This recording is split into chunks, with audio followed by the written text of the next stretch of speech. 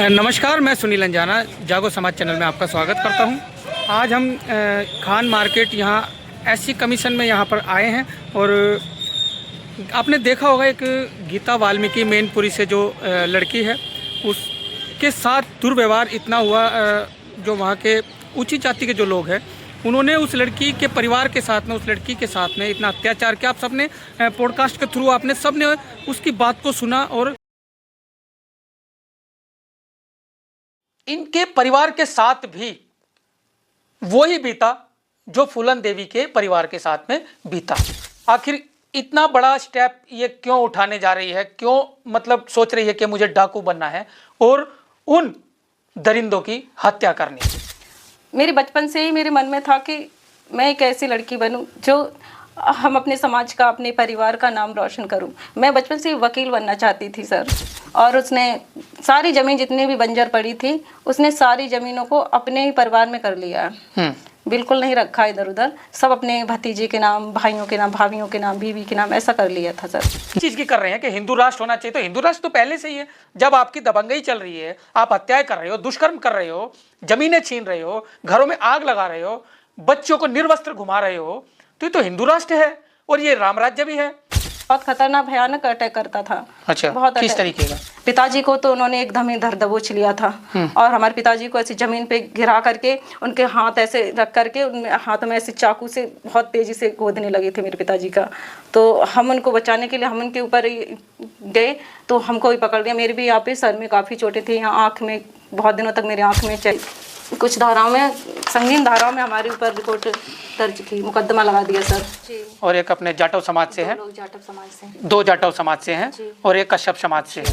गीता जी, आप बताइए, अभी कितने लोगों की जमीन पर जो है इन लोगों ने कब्जा कर रखा है? मैं तुम हत्याएं मानते हो जो फूलन देवी ने किया या फिर वध मानते? मैं वध मानती हूँ उनसे, मैं बिल्कुल हत्या नहीं मानती।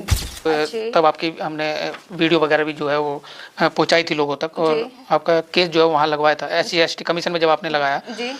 तो उसके बाद का क्या रुझान था वहाँ के प्रशासन का आपकी तरफ? तो मैंने अपनी मम्मी की आंचल में अपना मुंह छिपा कर कहा, मैंने कहा मम्मी मेरे सर आ गए हैं। तो मुझे बहुत शर्म लगी कि मैं इतनी अभागिन हूँ जो आज इस हालात में अपने टीचर के सामने बैठी हूँ। तो उन्होंने मेरे आंसू पोंछ के कहा कि बेटा तुम बंदूक उठा लो, तुम मार दो, जो होगा हम देखेंगे।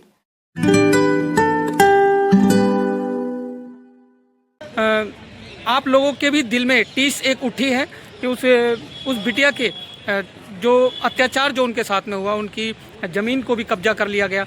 आज हमने जो है यहाँ पे आए थे SC कमीशन में, यानी अनुसूचित जाति आयोग में, और यहाँ पर संज्ञान लेने आए तो जो मैनपुरी के DM साहब हैं उन्होंने यहाँ पर लिख कर भेजा है कि उनकी ज़मीन को जो है निरस्त किया गया है।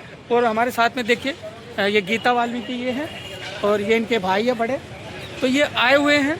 तो चलिए बात कराते हैं। क्या गीता बताओ, क्या अभी तक आपके हित में क्या हुआ, क्या नहीं हुआ, सब बताइए।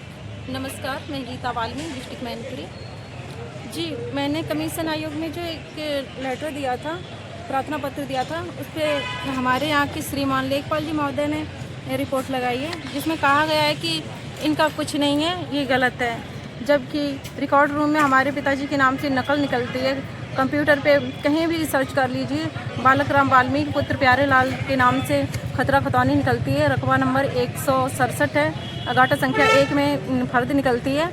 और मैं उनसे ये कहना चाहूँगी कि अगर उन्होंने ये कह दिया कि ये गलत है, इनका कोई कब्जा नहीं, इनका कोई खेत नहीं, इतना कुछ नहीं है, झूठ है, तो फिर रिकॉर्ड रूम में, कंप्यूटर में और ये पेपर में ये सब क्या मैंने अपनी मर्जी से छपवा दिया है? इतना तो मैं नहीं कर सकती हूँ। नहीं, इसमें गीता जी इसमें ये लिखा है कि आपके पिताजी का ना तो 2008 में कब्जा रहा जमीन पर। ये झूठ है बिल्कुल। ये उपजिला अधिकारी ने हमको पट्टा भी दिया था और कब्जा भी दिलाया था। उन्होंने स्वयं जाकर के पुलिस फोर्स के साथ उन्होंने मुझे कब्जा दिलाया था। ये तो 2-3 साल हो गए हैं, तब से हम भाग भी रहे हैं तब से, और तभी से इन्होंने कब्जा किया है, दोबारा किया है ये पहले नहीं था 2008 में, और उससे पहले भी मेरा ही उस खेत पे कब्जा था।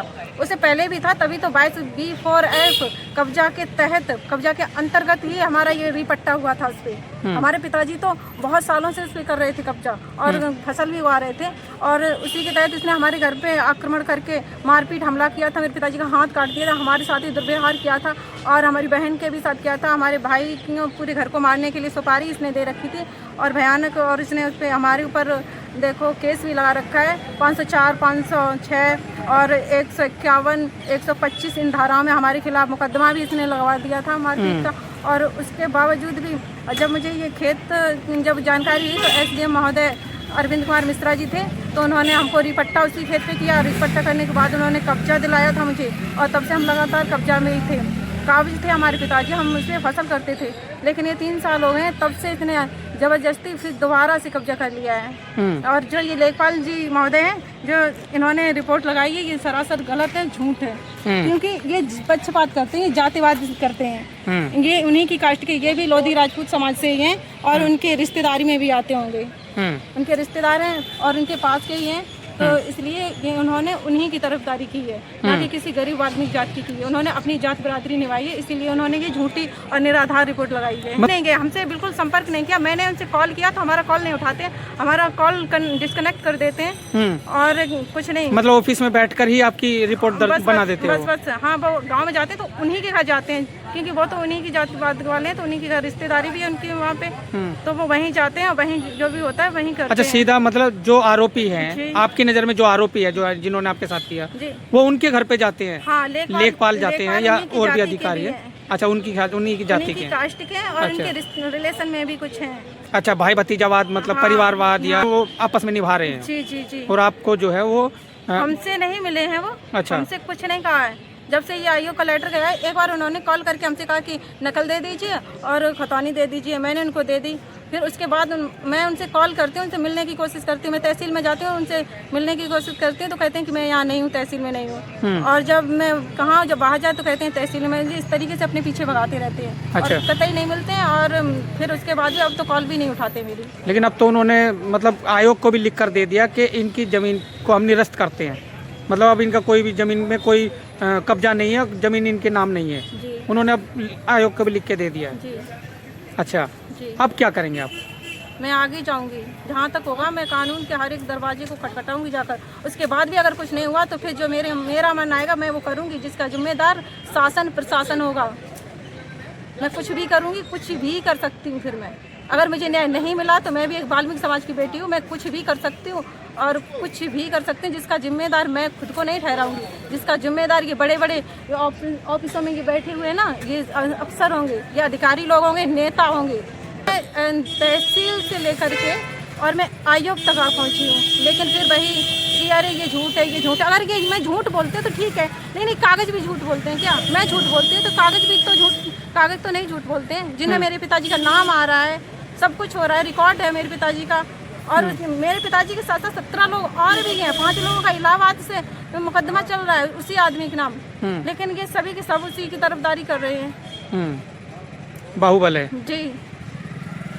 देख सकते हैं कि देखिए गीता इतनी परेशान है। गीता मतलब इनका परिवार इतना परेशान है, इनके बड़े भाई इनके साथ में आए हैं, कभी इनके पिताजी जो विकलांग है, हैंडीकैप है, वो कभी आ जाते हैं, और इनके माताजी जो है वो भी हैंडीकैप है, वो बिस्तर पे है, लेकिन इनका परिवार इतना परेशान है, दुखी है। लेकिन प्रशासन जो है इन्हीं पर ही जो है वो अत्याचार निरंतर कर रहा है। और जो ऐसी आयोग में यहाँ पर जो आए हैं ये गुहार लेकर कि एक इनका जो है यहाँ पर एक न्याय मिलेगा, लेकिन यहाँ पर भी जो है इनको न्याय मिलता नज़र नहीं आ रहा। और हालांकि वो भी कह चुके हैं इनको कि तुम्हारा SDM ने DM ने जो है वो निरस्त कर दिया है, अब इनको डॉक्यूमेंट जो है वो पकड़ा दिए हैं कि मतलब अब यही है कि अब तुम जाओ अपने घर।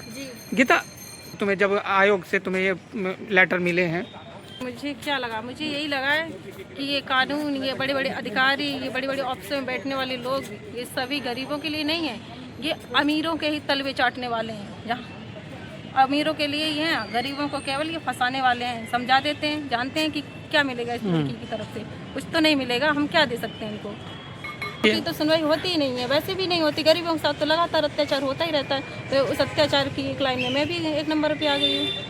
कितने लोग आपके साथ में आए मदद के लिए? कोई आया है? जैसे हमने जो पॉडकास्ट चलाए हैं आपके, या फिर आपके न्यूज़ चलाई है, तो उसमें कितने लोग आपके साथ में आए हैं, कितना समर्थन आपको मिल रहा है? काफ़ी समर्थन मिल रहा है, जन समर्थन तो मेरे साथ काफ़ी है। यहाँ तक कि इंग्लैंड से भी हमारे लिए कॉल आई थी। जी, काफ़ी लोग हमारे समर्थन में हैं। केवल ये ऑफिस में बैठे हुए लोग नहीं हैं, बल्कि जो भी हमारी कहानी को सुनता है, हमें सुनता है, वो हमारे साथ खड़ा हो जाता है।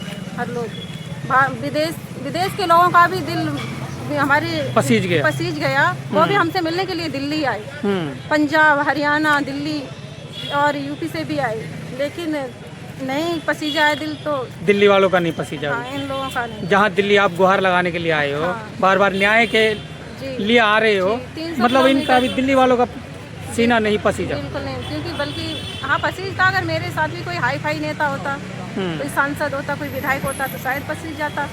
लेकिन बात ये है कि हमारे अंडर में कोई सांसद, कोई विधायक, कोई नेता नहीं है ना। मैं अकेली हूँ, लेकिन मैं अकेली, मैं डरती नहीं हूँ। मैं अकेले ही इस लड़ाई को लड़ूंगी। मैं 2008 से लड़ रही है। मैं लड़ रही हूँ तो मैं लड़ूंगी। चलिए, बहुत बहुत धन्यवाद सुनील भैया जी, आपने हमारी हेल्प की है और हमें जन समुदाय से मुझे रूबरू भी कराया। हमारा दुख, हमारा दर्द, हमारी कहानी को जन जन तक पहुंचाने के लिए आपको बहुत बहुत धन्यवाद। चलिए, अब आप देख रहे हैं कि गीता जो है वो बहुत परेशान है और इनकी आत्मा जो है मतलब रोती है, और क्योंकि ये दिल्ली तक पहुंच चुकी है कि एक लड़की होकर जो है वो उत्तर प्रदेश मैनपुरी से, और उससे भी आगे 30-40 किलोमीटर जो है वो इनका गांव है भोगांव, और वहां से ये दिल्ली बार बार आती है गुहार लगाने के लिए और दरवाज़ा खटखटाती है इनका जो एससी कमीशन है। लेकिन यहाँ से जो है अभी न्याय मिलने की कोई उम्मीद मतलब नज़र नहीं आ रही। तो देखिए, एससी कमीशन बना है, अनुसूचित जाति आयोग बना है, वो इनकी पैरवी के लिए बना है। और जो एसडीएम या डीएम साहब ने जो इनको लेटर भेजा है, इनकी ज़मीन को जो निरस्त किया है, या लेखपाल ने जो निरस्त किया है, तो अब देखिए जिम्मेदारी बनती है आयोग की। आयोग या तो मान सकता है, अगर इनको टालना ही है तो वो मान सकता है ठीक है इनकी ज़मीन निरस्त कर दिया और आप जाइए अपने घर, या फिर पैरवी कर सकता है। डीएम को यहाँ पर तलब कर सकते हैं और उनकी हेयरिंग कर सकते हैं और उनसे सवाल जवाब कर सकते हैं कि तुमने क्यों किया, किस वजह से किया और किस तरीके से तुमने इनकी ज़मीन को खाली पाया, और उस खाली ज़मीन के भी आपके पास फ़ोटो होंगे, वीडियो होगी, दस्तावेज होंगे, तो वो दिखाए जाइए, या इनके साइन भी उन पे होंगे, और जो इनके जो गांव के सरपंच है या जो पंच लोग हैं उनके भी साइन होंगे, गवाहों के साइन होंगे, तो वो सब यहाँ पर देखे जा सकते हैं अगर आयोग कार्रवाई करे तो अब देखते हैं आयोग कितनी कार्रवाई करता है या नहीं करता है, तो अब आयोग के ऊपर बात है। अब गीता ने कह दिया है कि मैं इससे भी आगे अब जाऊंगी, क्योंकि दरवाजे बहुत सारे हैं, अभी तो शुरुआत की है और ये मैनपुरी से जो है दिल्ली तक आ गई है, लेकिन दिल्ली में बहुत सारे दरवाजे हैं, ये सब दरवाज़ों को खटखटाने की बात कर रही है, लोगों का इसको समर्थन मिल रहा है और विदेश से भी गीता वाल्मीकि को समर्थन मिल रहा है। तो चलिए, आप कितना समर्थन करते हैं, कितना शेयर करते हैं, अब ये भी देखने वाली बात है। तो चलिए, इसी के साथ मैं सुनील अंजाना, जागो समाज चैनल, आपका अपना चैनल। धन्यवाद।